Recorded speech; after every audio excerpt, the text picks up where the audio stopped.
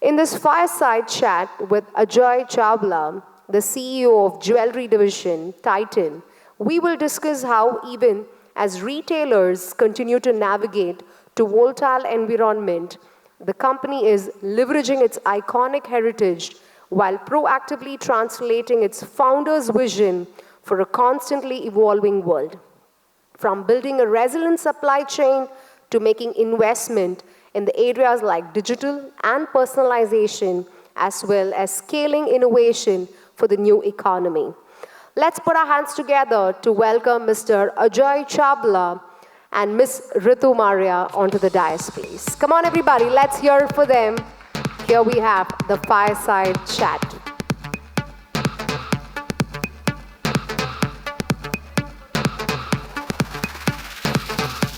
Yes. So before we have the fireside chat starting off, we request all the members here to take a selfie of yourself and tag indianretailer.com in LinkedIn, and we're going to have a special draw, and we'll have the winner shortlisted shortly. I repeat again, I request every member here to take a selfie picture and tag indianretailer.com in LinkedIn, and we will be picking up one of the lucky member, and you'll be taking away a goodie today. All the very best. Thank you. Well, thank you very much once again. And indeed, we are here with the iconic Mr. Chawla. So please give him a huge round of applause. They've done some wonderful work with Titan Jewelry. He's the CEO of the Titan Jewelry Company. And I think if, as in modern retail, if we've always been able to vouch for a jewelry brand, it's always been Titan Jewelry brand. So thank you very much for joining us here today, sir. And as we have this talk, really what we're trying to establish here is that, when you are a legacy organization and there is so much change that is happening around you, so much disruption happening around you, how is it that you change a business which has been done in a certain way to be alive and to be kicking in a world which is changing and adopting technology very quickly. So thank you, sir, for joining us. And let me start by asking you this, that, Titan has always had a great value system, Titan jewelry brands and Titan watches and all the other brands which come from the house. These value systems were obviously created when there were physical stores and, there was a customer was walking into the store. But now things change suddenly and very dramatically in 2020. And I think all the technology adoption that was to be happening 5 or 7 years just happened in a matter of probably 10 days. So that's a big, huge leap that happened. So, what kind of so how is it that you sort of brought this changeover at the Titan Jewelry brands by ensuring that the value system remained the same, while, however, of course, the way of serving the customer became different, and how was it that you took the whole ecosystem together, whether it was the investors, the channel partners, the customers, the employees, how did you sort of bring it all together? Thanks, Ritu. Am I audible? Audible there? Yeah, okay. Thanks, Ritu. First of all, you can Ajoy, not sir. I'm pretty much like all of us. So yes, the world has seen a lot of disruption. The world has seen a lot of volatility, and in the last, I think 2 years, we've all maybe grown by 10 or 15 years, in terms of experiences, both as customers, as human beings, as well as people who run businesses. So of course, when disruption hit,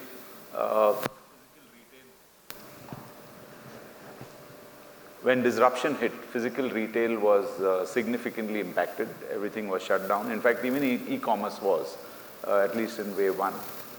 But we realized quickly that in the last several years preceding that, we had been investing in digital.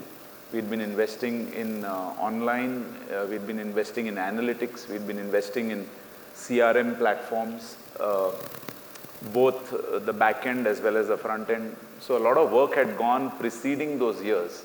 I would say it was a 100 crore commitment that we had put in over about 2 years, and we were just about beginning to start using those platforms and technologies.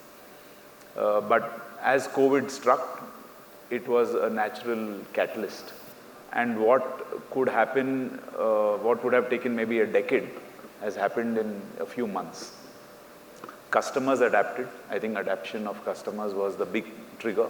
But most importantly, to start with, we said our first step was to ensure our customer base, we connect with them. We reached out to 1.4 million customers on good old telephone calls. We have about 8,000 frontline staff, and they were also sitting at home. Customers were at home. Everybody was anxious. So we said the best way is to deploy this 8,000 strong field force or people who serve customers every day is to just reach out to customers and check on them, what we called as empathy calls. They were non-sales. It was a very clear, just call on to your customer and ensure she's doing fine, do they need any help, etc., etc. So that was totally non-technology, and that was really human technology, if I were to use that. But thereafter, what we've done is we've unleashed a series of digital initiatives. One was, of course, online sales, which was a natural outcome, which happened. But more importantly, we also started doing remote selling, which is video conferencing or video call-based selling. And we had already deployed Endless Aisle, but it became an opportunity for us to deploy it further into our stores as and when the stores opened. And the third thing we did was a lot of online, offline conversation. So we put in a framework in which people can reach us online, can browse, can start chatting with us. An actual service representative will speak to the customer, start chatting, not just a bot. And thereafter, convert this lead, what we would call as a cold lead, into a warm lead. And immediately thereafter connect to the nearest store pertaining to that. So what we call this as Omni, which is what everybody does, but this joint selling has become a very large initiative in our company, and 8,000 of our frontline staff, franchised or our own store staff, have actually now become very comfortable. Every day they receive a series of online leads, and they reach out to the customer and invite them close by. We also have live chats going on between the central lead management team, our store teams, as well as the customer, and sometimes multiple store teams, depending on where the merchandise is. So it could be an Oriya customer who's looking for some jewelry, maybe, but stays in Bombay, but the merchandise is sitting in Bhubaneswar. So there are many joint selling opportunities that exist. And if you ask me, even today, we have possibly scratched only the surface of what all can happen. Yes. Between these different tools and technologies that are there, whether it is cloud-based calling, whether it is video calling, whether it is Endless Aisle, the use cases are many. Right. I'll give you an example. A customer wanted to gift his wife a piece of jewelry on her anniversary. She was in Jaipur, he was in Bangalore, but the product was in Calcutta. And the starting point was an online inquiry where somebody then understood his need and then said, okay, let me try, and she got him to the Bangalore store, which is the closest store. From there, he could do a video call with the Kolkata-based store. He got confused with the products that were there. He wanted his wife to make the selection. We enabled that conversation to happen. Based on her choices, the products were shipped to Bangalore. Or sorry, the products were not shipped to Bangalore. He made the purchase in Bangalore. The products got shipped to Jaipur. And finally, she picked up the piece from Jaipur because she wanted to try it on. So this is just an illustrative use case. For this to happen, what we did was we really invested. For this to happen, we invested a lot in getting our back-end online selling team. And in fact, we drew from store staff because they knew jewelry, they understood customers. Right. They just needed to be trained on how to do it remotely on a telephone call or a video call. We, of course, got our entire frontline staff trained on video calling and Endless Aisle, and lead management they knew how to do. and of course thereafter connecting the entire technology piece. So given all this today, our online and offline put together sale, digitally influenced, has gone up many fold. I mean, it was next to nothing. We were doing less than 100 crores from a 18,000 crore business. And last year we have done about 2,800 crores. In 2 years, we have gone from 120 odd crores to 2,800 crores. Come on, let's give a huge round of applause for that. And I can tell you, we've just scratched the surface of what all can be done. It is now contributing about 12 to 13%. It's become a growth engine. We have multiple growth engines identified as part of our strategy. We added digital and remote, and calling it digital now as a growth engine. So it's a huge opportunity. And I think our imagination is our biggest bottleneck, not technology.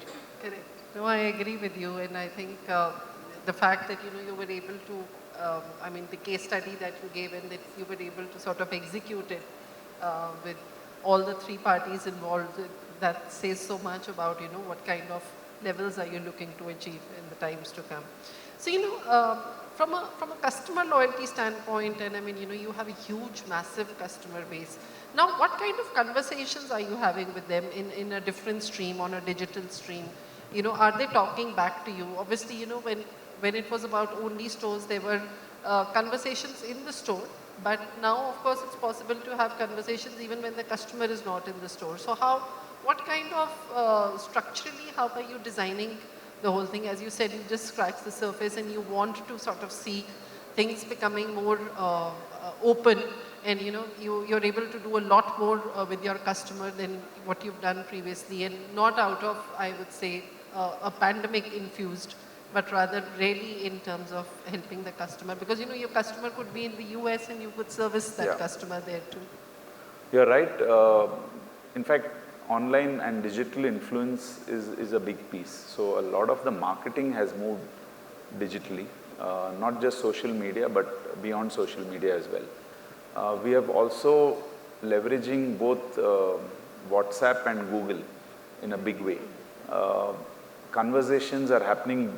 One, they come onto our website and our app. Right. So those are two channels on which there's a live chat happening every day. So our monthly active users on the website is about 2.5 million customers. Even in terms of the app, it's about 4.5 lakh and growing. This is only on Tanishq.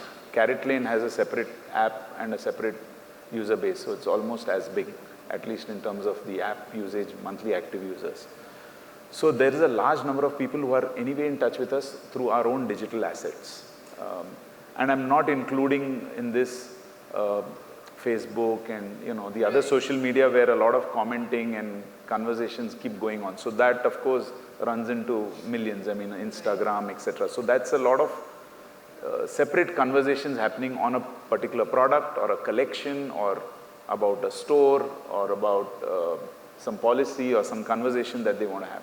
But the one which is coming to our assets directly online as well as on the app is a large number, and where they come in seeking something specific.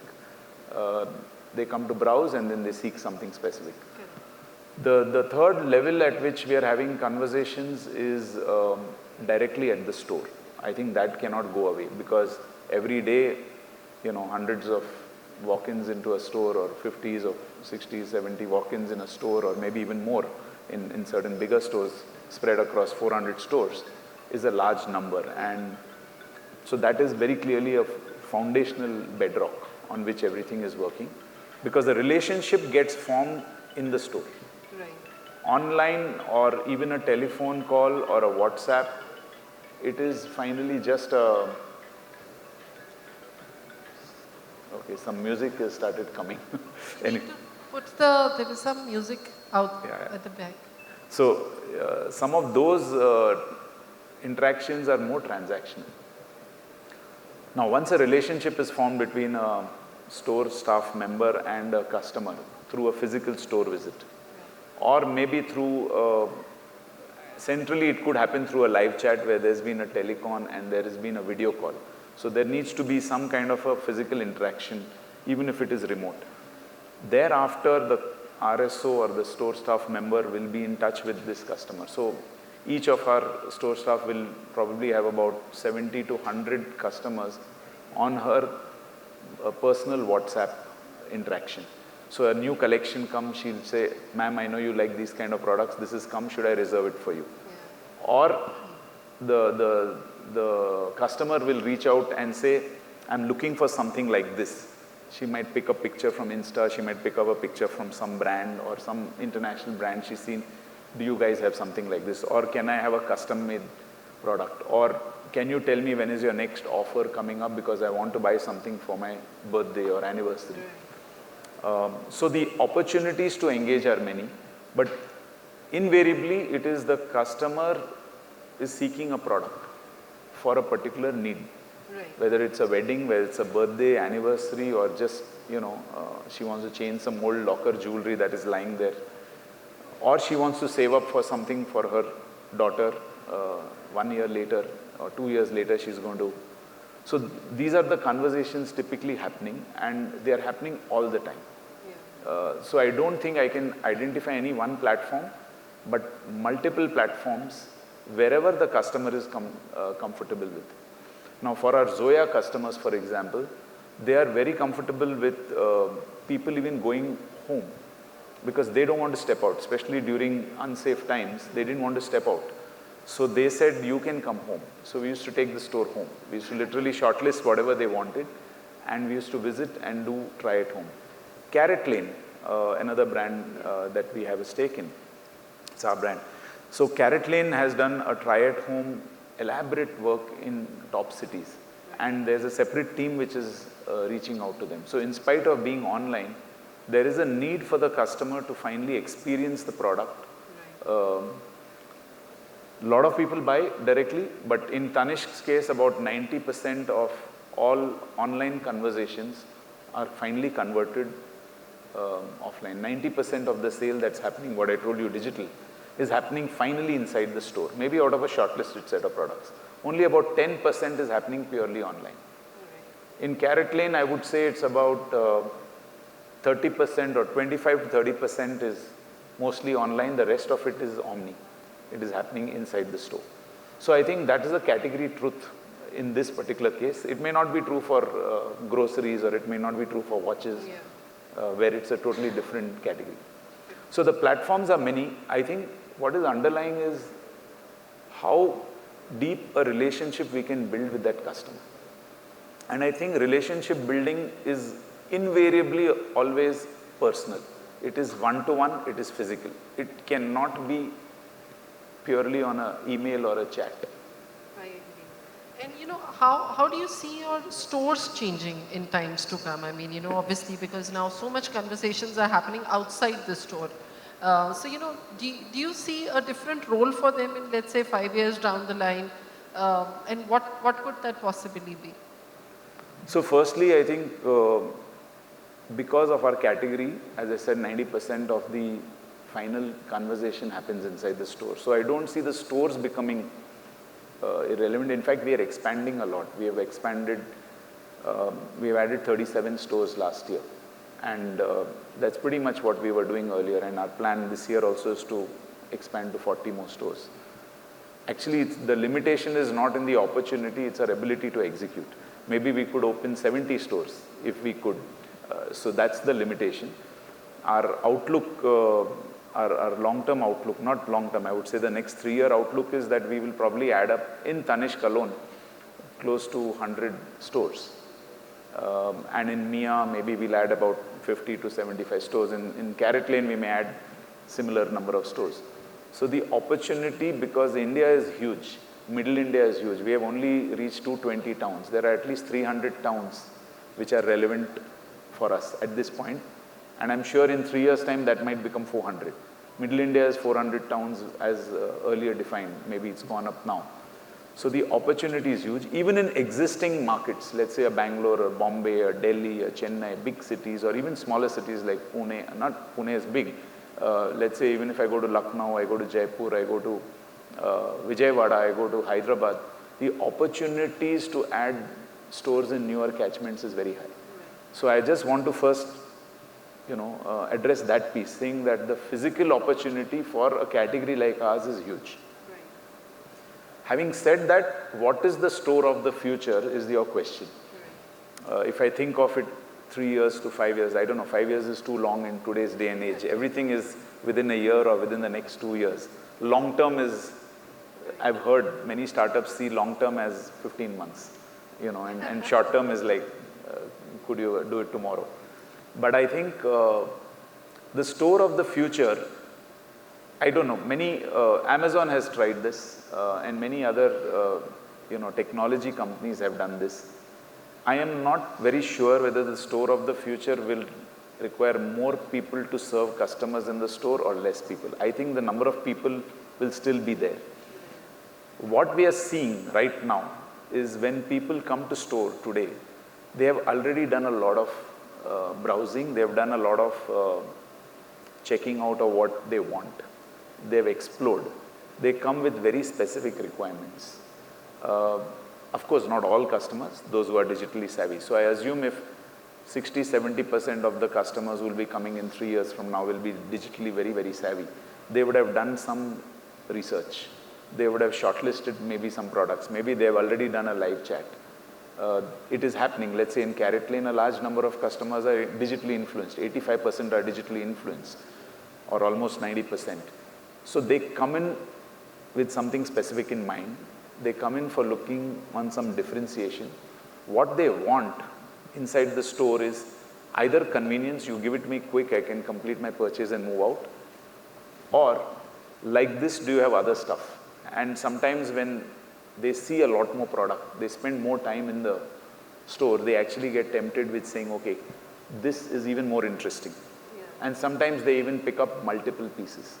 So they may have come in for something, but they also buy something else. And if somebody is accompanying them, that person may also buy. So I think if we are able to excite and delight the customer in terms of cross-selling, in terms of showing them more opportunities, telling them good stories. So can technology enable storytelling for the customer without assistance? A lot of that is happening in the form of QR codes and other such devices, but somehow the quality of storytelling is not the same as when somebody tells you. So can it become better? A lot of people have tried digital screens to tell many stories inside, but I think when the customer is coming in there, she's not interested in seeing a digital screen. She wants to see the real product. She says, let me interact with the product. But on the screen, what story we can tell of authenticity, of how the product was made, how it is actually being made right now in our factory or at our vendor partner's place, or a bespoke piece. So for example, in Zoya, we actually take the customer through a bespoke journey in which not only the design is co-created with the help of her and the designer, but how it finally gets crafted in the factory. And she's able to even talk to the person who's setting the stone, who's probably somebody who bought the stone, on the rarity of the stone, on the patented, let's say, stone setting or the cut, and is then able to see it come alive. I think the opportunity to connect customers to how the product is getting created, especially for categories like ours, is very, very huge. So there can be many ideas as to how it can happen. Payments can happen smooth. In fact, a lot of time goes in a lot of regulatory stuff. We have to collect PAN card, we have to collect know your customer details. We have to ensure that there's a lot of transactional load from the time she has selected the product to the time she exits. That entire thing can be digitized, that it is smooth. Can the KYC happen through, facial recognition technologies linked to some Aadhaar card or to the PAN card if the customer is ready to give that information? Can the billing take place smoothly? Can it happen? We are already doing remote and cashless billing for many transactions inside the store as well as remote. But can it all happen in a smooth manner so that the time spent on the least value added activity from the customer's point of view is virtually zero? So there are many dimensions to this imagining the store of the future. And I think, again, it's our imagination. Yes. And I believe we have only scratched the surface. We are still doing business the way it is done with some little bit of... But you see a room for a lot of more experiments to happen, which could actually... Yeah, I'll tell you an experiment that we did, which is the most simple experiment. It's nothing, no rocket science. We recently launched and implemented in 20 stores 24-carat express, which is nothing but a gold coin vending machine. Okay, now during Akshaya Tritiya or Dhanteras or during certain festival days, people want coin on that day. And there's a huge queue for that, and people have to wait for 1, 2, 3 hours sometimes. I don't know how people do that in this day and age, but they still do. Because on that day they want to do the billing. So the simplest thing that we have done now is introduce this 24-carat express gold coin ATM, which we can roll out to all our stores and try to ensure that the customer can self-select, purchase, complete the transaction remote. As long as it's below 2 lakhs, it's okay, because otherwise then PAN card, etc. has to come into play. But anyway, since it's a digital payment, KYC is already there. So the opportunity, this is the simplest experiment, not even an experiment, this is a deployment. There are many other experiments that can be done, like can we have a store which has no cash desk? So that's something which I think the customer doesn't get any value add at the cash desk, only value goes away. So can we totally do away with the cash desk altogether? Many stores have tried it, and in jewelry stores I have not yet seen it. So we have to try and get to that. We are doing this experiment in Mia, and we'll probably try it out in Carrot Lane, Tanishq maybe, because the ticket values are high and regulation is strong on that piece. So the store of the future is a fond project, but I don't know what it looks like. I think it will be wonderful to hear if you guys have any ideas. Yeah, absolutely, sir. I'm sure you're going to crack it one of these days, and for everybody out there. Happy to take some questions from the audience in case somebody wants to ask something. Somebody there. Okay, yeah, sure. Can we please quickly have the mic given around?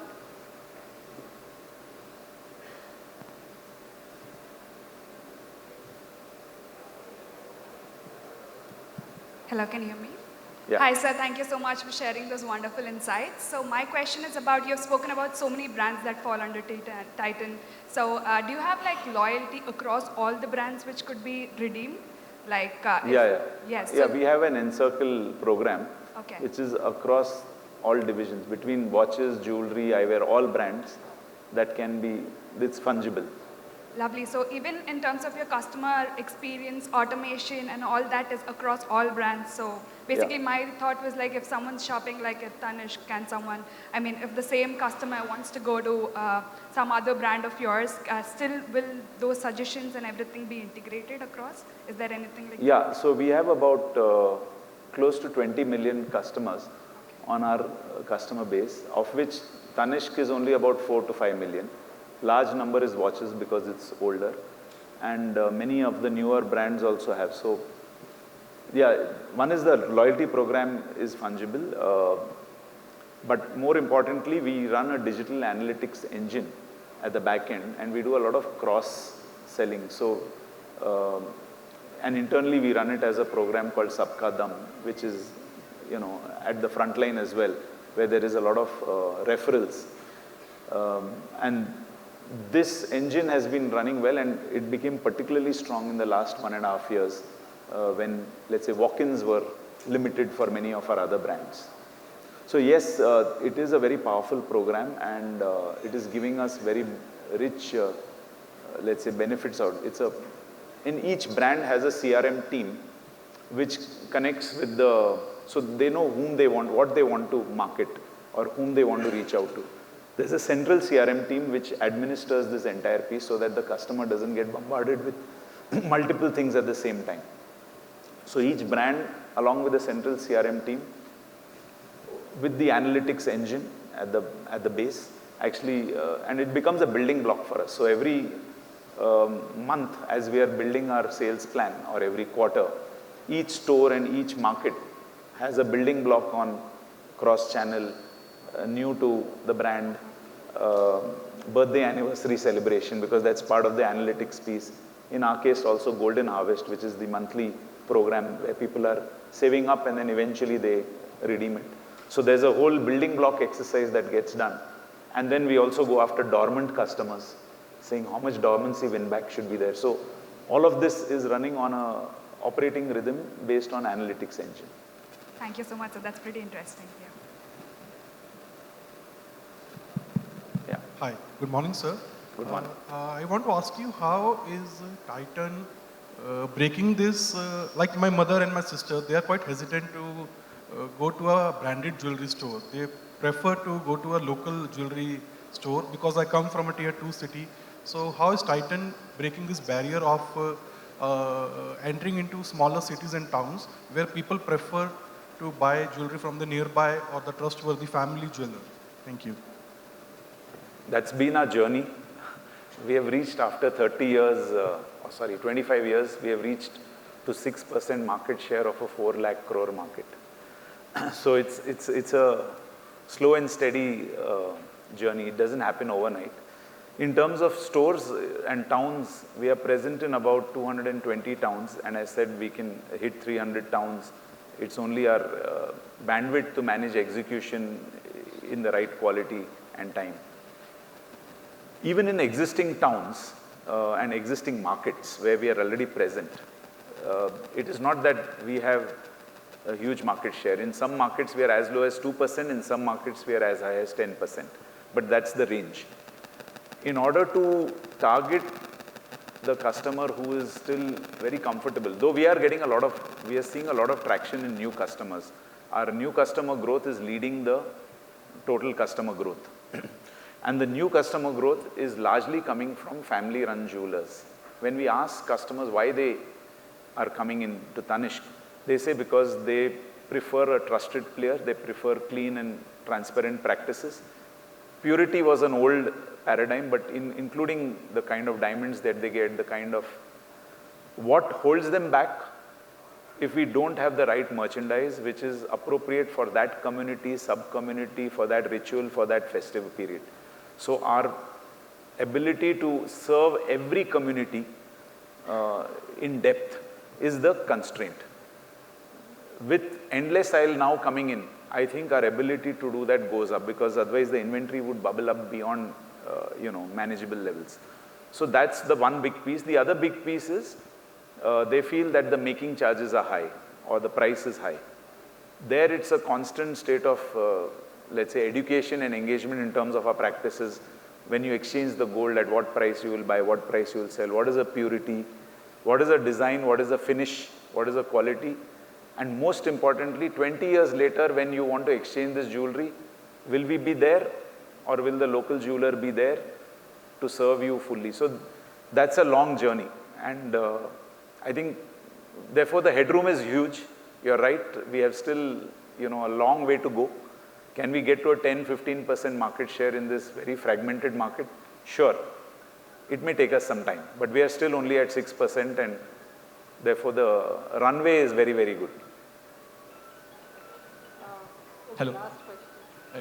Hello, sir. I have a question with respect to the omni-channel challenges that you have seen. So, for example, Titan being a well-recognized brand.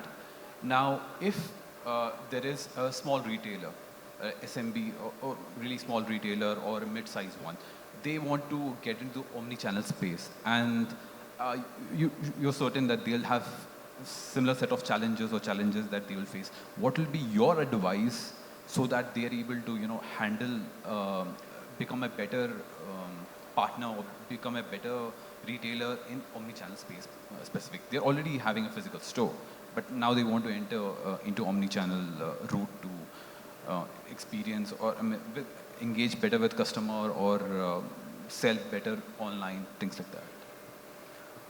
So I think for a standalone retailer, the challenge will be not in being able to serve the customer well in an omni setup, but to be able to attract walk-ins on the online asset. So whether it is your website, whether it is your social media page, or whether it is an app. First of all, an app is unlikely to work for a standalone retailer. I think the biggest constraint there is being able to get adequate visits, and digital marketing is not cheap, and in fact You're dependent on some large players to be able to drive that, and even bidding for keywords, etc. It's very expensive. So the constraint is sitting in really online. So my simplest thing would be, mostly if you're a existing retailer who has had a long history of customers, first step is to ensure that all your existing customers, can you manage to get them connected with you, and then you're able to serve them very well, because that will be the starting point. New customers will come over a period of time, maybe through good referrals, good service, etc. Possibly there is some amount of low-cost digital marketing that can still be done, mainly through social media, maybe through organic visits, maybe through some interesting keyword searches, but it's a long haul. So for many of us in retail chains and organized players, digital is a means to acquire many new customers, besides serving our existing customers. But for a standalone player, I think it may be a better way to start with your repeat customers, your existing client base, and many of them may be dormant. So if you can reach out to them, if you can connect with them digitally, enroll them in some kind of a program, give them some incentives. I mean, that's the approach I would take. It's a tough one in today's world, because I think while everybody says digital marketing, it's not easy, it's not cheap. The cost of new customer acquisition is huge. And if they have to look at, I'm sorry. Read one question at a time, sir. So I know we've run out of time, but my last question to you would be, what kind of further investments can we look from the house of jewelry brands of Titan? I mean, are you looking to start new brands or some new categories within jewelry?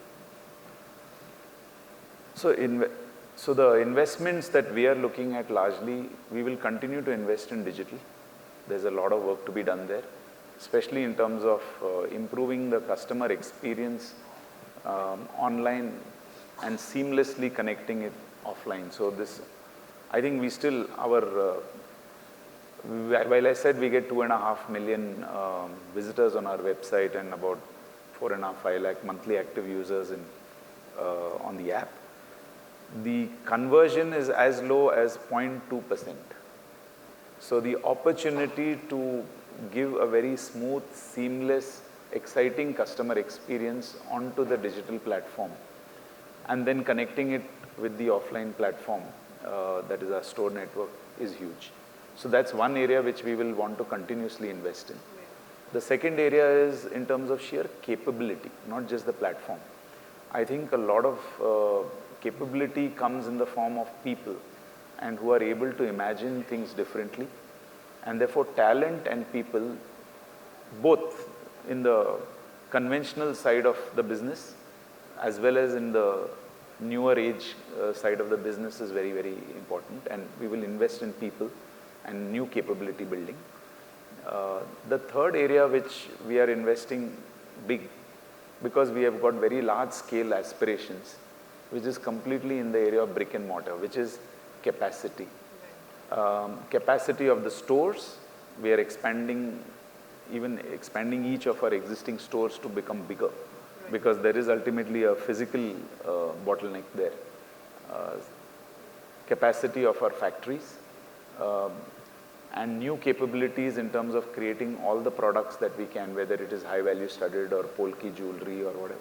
So I think these are the top three investment avenues. The fourth one is on, which is related to growth aspirations, is inventory, of course, because that is a business as usual. Inventory does go up. Stock turns can only be optimized up to a certain level. So inventory also, in terms of being able to, serve the customer well. And I mentioned about stores, which will be a program.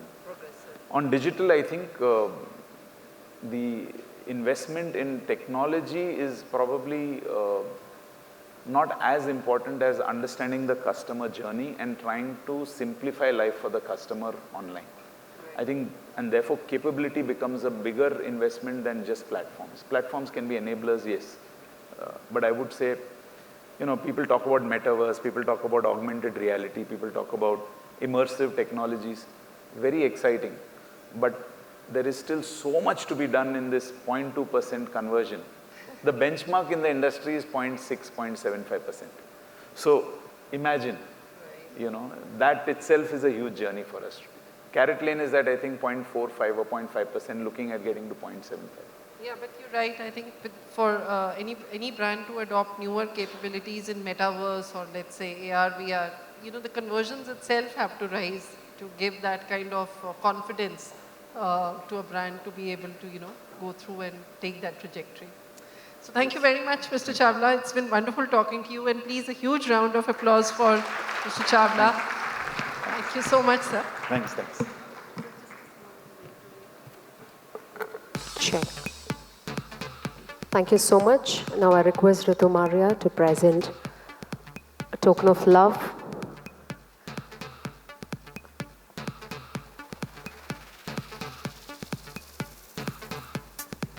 Thank you so much, sir, once again, for being here with us. Thank you.